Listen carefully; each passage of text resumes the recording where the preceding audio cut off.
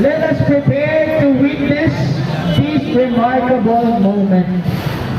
Now, wala na tayo, di na natin patatagalin pa. Without further ado, let us all witness the unveiling of the new Maxi scooter from FKM Philippines, the Sleek 400. Again, let us all welcome the Sleek 400. Sleek 400 has 4 valves, liquid-cooled engine, 4-stroke, 400 cc engine displacement with maximum torque of 37 Newton meters at 6,000 RPM.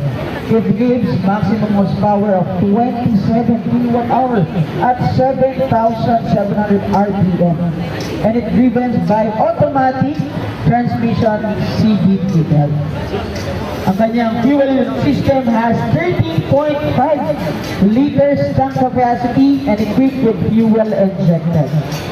Front tires of 120 by 70 by 14 and rear tires of 150 by 70 by 30.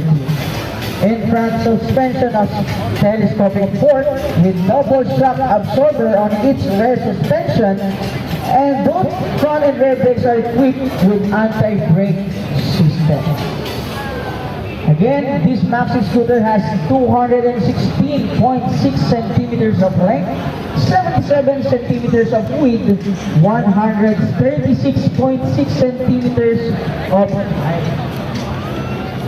Its wheelbase has 154.8 centimeters with the seat height of 74.5 centimeters with a ground clearance of 14 centimeters. And lastly, this scooter has 200 kilograms on its current weight.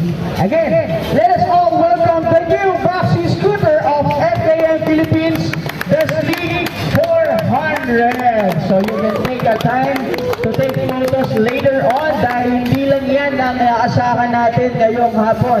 Dahil